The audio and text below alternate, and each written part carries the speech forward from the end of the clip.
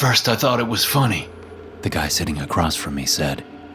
But the pictures kept coming, and I couldn't figure out how they were doing it. Every time I got a new picture on my phone, the monster was getting closer. And pretty soon, I didn't need my phone to see it anymore. I just don't know what to do. I nearly crashed my car on the way here tonight because I saw that thing in my rearview mirror, just sitting in my back seat, staring. I need help. Well, that's why you're here, Miles, the group leader, said. That's why we're all here. We help each other deal with MalO. So the fact that you made it here is a huge step. We were in a church basement, sitting on padded metal folding chairs. There were 10 of us, all arranged in a circle. Fluorescent tube lights buzzed overhead. The smell of burned coffee and sweat permeated the place. I looked at the guy who had been talking. He was teetering on the edge. I didn't think he'd make it. Most people couldn't take it. They thought they could, hoped they could. But in reality, most of them cracked sooner or later. That's why most of the faces in the group kept changing. I think listening to some of the other people here who've dealt with this affliction for a long time can help you, Landon, Miles said in his soothing voice. Like Jude here. He gestured at me. I nodded in acknowledgement. I then smiled without showing my teeth and gave a little wave. But before we get into that, I need to ask if anyone here has only been dealing with this for less than 4 days. Raise your hand if that's you. An attractive young brunette woman and an obese guy with thinning hair both raised their hands. How long? Miles asked the obese guy. It will be 3 days tomorrow morning, I think, the guy said. How about you? Miles asked the woman. 2 days. My ex-boyfriend put it on my phone right after we broke up. Such a child. But now I can't figure out how to delete it. Miles nodded sympathetically. Then he looked at both of them in turn. There's still time for you both to end this thing before it takes over your life, he said. And all you have to do is not look at any more pictures. Do whatever it takes. Even if it means locking your phone up somewhere for the next couple of days. Or leaving it at home when you go to work. Whatever you have to do, just don't look at any more pictures. The obese guy shook his head. I can't do that. I need my phone for work. What if I just get a new phone? Miles and several others shook their heads. Anyone else want to answer that? Miles asked. It doesn't attach itself to the phone, I said, looking at the woman. It seems to attach itself to the person, so getting a new phone doesn't help. The only thing that helps is not looking at the pictures. But it's not like the other apps, the woman said. The picture shows up on your screen, even if you have the phone locked, and it doesn't go away until you look at it. Exactly, Miles said. That's why you have to put your phone somewhere and leave it there. If you stop now and make it past around 90 hours, you should be good to go. It should stop. So you're saying I'm fucked? Landon suddenly yelled, jumping out of his chair. I have to live with this thing for the rest of my life? As I looked up at the distraught man, I saw the creature out of the corner of my eye. He was sitting there at the side of the room, staring at me. I knew that looking directly at him would make him disappear, so I resisted the urge. I just held him there in my peripheral vision while Miles worked on calming Landon down. His bone-white face was that of a large dog or wolf skull. His sharp teeth are constantly visible in a malevolent grin. He had long and stringy black hair growing out of his skull, despite the fact he had no skin there. His unblinking eyes glowed with sickly white light, and they never moved from my person. Every time I saw him, those two eyes stared intently at me. The rest of him was vaguely human-shaped, although I could never see his arms, legs, or torso. From the neck down, the creature seemed to be made of fluid shadows, although I could see mangled, dark hands with long, sharp claws at the ends of each of his 10 total fingers. It was like he was wearing a cloak of blackness, which only made his white skull and glowing white eyes stand out in my peripheral vision. I knew from attending this group that everyone else saw something vaguely similar, but not everyone saw it in their peripheral vision. Some people, like Landon, saw it in mirrors.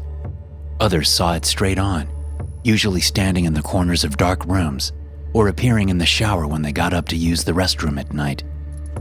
Everyone who was stuck with the affliction said they saw him upwards of 20 or 30 times a day, but the sightings after dark were always the worst.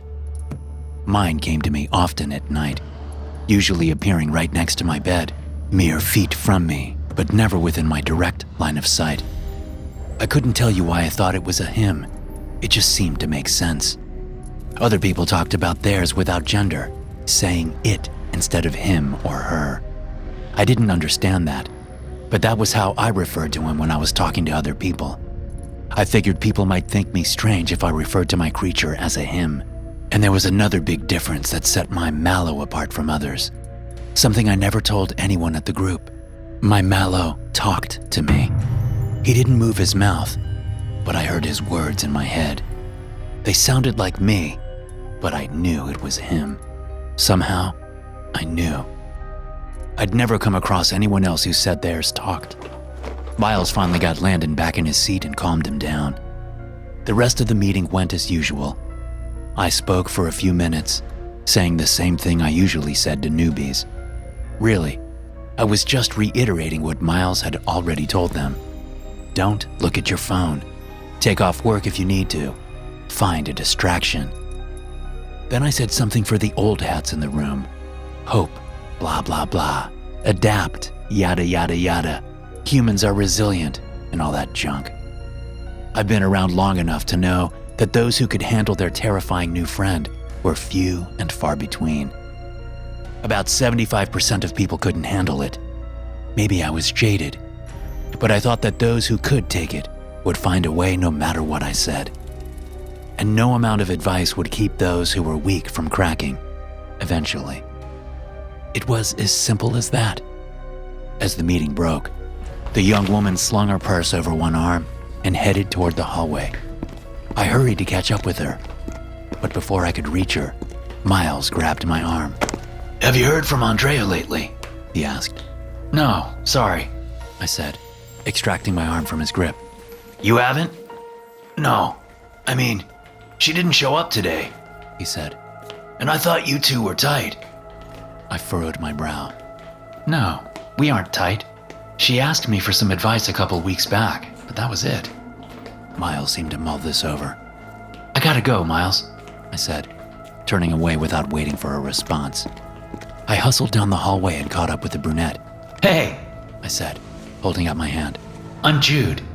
I heard, she said, a slight edge in her voice. But she shook my hand and told me her name was Sadie.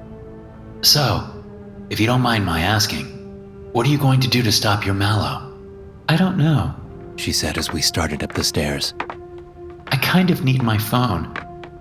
But if that's what it takes to get rid of it, it is what it takes, I said, turning my tone serious.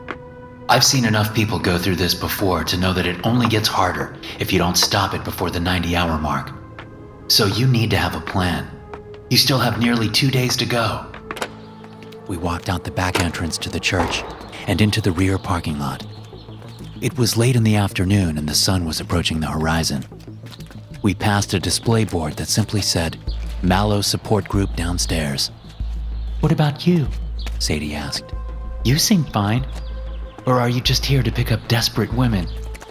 That depends, I said. Are you desperate? Sadie stopped and looked up at me with her large hazel eyes. Her lips twitched up into a small smile. I smiled back. Seriously though, let me buy you a coffee. Or something stronger. I can help you develop a plan. This is no joke. I may seem fine now, but I went through some really dark days to get here. I almost didn't make it. It really doesn't seem that bad, Sadie said. I mean, it's kind of creepy and annoying, but they're just pictures. I know they're not real.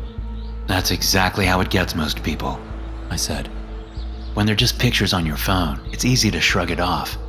But when you start seeing the thing in real life, your mind has a much harder time thinking it's not a threat. You turn corners and see it. You wake up in the middle of the night and see it. You see it at work, at home, on your commute. Stress levels skyrocket. Fear becomes all. Believe me, It's not how you want to live. Sadie looked down and bit her lip, apparently thinking it over. Meanwhile, I could see MalO out of the corner of my eye, crouching between two parked cars over to my left. He was far away, but his words were loud in my mind. Sadie's phone chimed in her purse. She looked up at me. I shook my head. Don't do it. Please. For your own sake, don't look. Okay, she said after a moment. Let's get that drink. The drink with Sadie went as expected. In the end, she invited me to meet up with her later for dinner. This was after I hinted that getting through this was much easier with a buddy who knew what they were doing. So we had a date, and, I hoped, maybe a little something after the date. If there's one thing that this whole MalO experience has taught me, it's that you can't beat around the bush. You can't aw shucks your way through life. If you want something, you have to go for it. Because you don't know when life will kick you in the balls. But before the date, I had to do something. When I left the cafe, it was dark outside. I looked at my phone and saw 24 missed calls from Andrea, the woman Miles had asked about. It took me 15 minutes to get over to her apartment. The doorman knew me by this point, so I didn't have any trouble getting in. When I got to her door on the 4th floor, I knocked gently. There was no answer, so I knocked harder. Andrea, it's Jude, I said in a loud voice. Listen, I'm sorry for not answering your calls. I've been busy. I paused. Are you there? Still no answer. I pulled out the key she'd given me to her apartment and unlocked the deadbolt. I walked inside and immediately heard her cat meowing. It ran up to me from the living room and rubbed against my leg. I ignored it and called out for Andrea. Still no answer. The living room was empty. So was the kitchen. She wasn't in her home office. The door to her bedroom was closed, and I pushed it open, seeing MalO hunkering in the corner. He spoke to me. The bathroom door was cracked, and there was a little light coming from inside.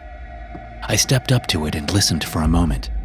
There was nothing, no sound. I pushed the door open. Andrea was in the bathtub. She was fully clothed in pajama bottoms and a pink t-shirt. There was no water in the tub, but there was blood. A lot of blood. She had slit both her wrists.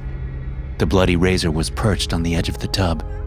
I guess she'd closed the drain before doing the deed, for whatever reason. I knelt down next to the tub and looked down at her. Even in death, she was pretty. Clear skin, strawberry blonde hair, curves in all the right places. Her eyes were closed, and she actually looked peaceful. I knelt there and took in the scene for several minutes. MalO perched behind me in the doorway. I could sense him there, and I could hear him. At his request, I inhaled deeply, savoring the stench of death. After a few minutes, I turned and looked in the mirror. I pulled out my phone and called 911, telling them with a cracking voice that I'd found my dead friend, that it looked like a suicide. MalO stayed with me as police and paramedics showed up. He stood slightly behind me and to my right, helping me say the right words. He was good with that kind of stuff. When all was said and done, it was about time for my late dinner with Sadie. I drove to the restaurant and got there just a few minutes late. Sadie had already gotten a table. We had a good time, talking little about MalO. Mostly, we got to know each other and had a few drinks. Then, when the time was right, MalO told me to leave. He told me what to say to Sadie, to ask her for another date the day after tomorrow, Thursday, in the afternoon. She seemed disappointed that the date was ending so soon, but MalO told me it was important not to seem too interested. She agreed to meet me on Thursday. As I drove home, MalO told me the plan. On Thursday, during the date, I would get a message on my phone from the MalO app, and I would look at it, making sure Sadie was in a position to see it. It would be a picture of us, with MalO nearby. And it would be just before the 90-hour mark. It would seem like an accident, like I didn't know it would happen. I would apologize profusely, but saying sorry wouldn't change the facts. She would start seeing her own version of MalO everywhere. and I would be there to help her through it, just like I'd been there to help Andrea, and Leela before her. Really, it wasn't hard to spot the ones who couldn't take it. With MalO's help, I could spot them easily. The hard part was getting them to agree to the first date, but I was even getting better at that. I knew eventually that I would have to move. Too many suicides happening around one person raises suspicion, but I didn't mind moving. I knew MalO would be with me, always. SCP-1471 is a free 9.8 megabyte application for mobile devices named MalO version 1.0.0 in online application stores. The app has no listed developer and is somehow able to bypass the application approval process to go directly to distribution. The app is also able to avoid removal by other program manager applications. After SCP-1471 is installed, no icons or shortcuts are created for the application. The app will then begin to send the individual images through text messaging every 3 to 6 hours. All images will contain SCP-1471-A, either within the background or foreground. SCP-1471-A appears as a large humanoid figure with a canid-like skull and black hair. During the first 24 hours following the installation of SCP-1471, the mobile device will receive images taken at locations commonly frequented by the individual. After 48 hours, the mobile device will receive images taken at locations that were recently visited by the individual. After 72 hours, the mobile device will receive images of the individual in real time, with SCP-1471-A appearing within close proximity to the subject. As the individual approaches the 90-hour mark, exposures become more powerful. Evidence has shown that a single exposure between the 80 and 90-hour marks after a prolonged gap can cause irreversible and sustained visualizations of SCP-1471-A. Currently, the only known treatment to reverse SCP-1471's effect is to completely eliminate the individual's visual exposure to these images prior to 90 hours after installation. Hey guys, thanks for listening. Be sure to subscribe to the podcast for more SCP stories like this one. You can also check out some more episodes from the SCP Experience podcast here. I'll see you in the next one.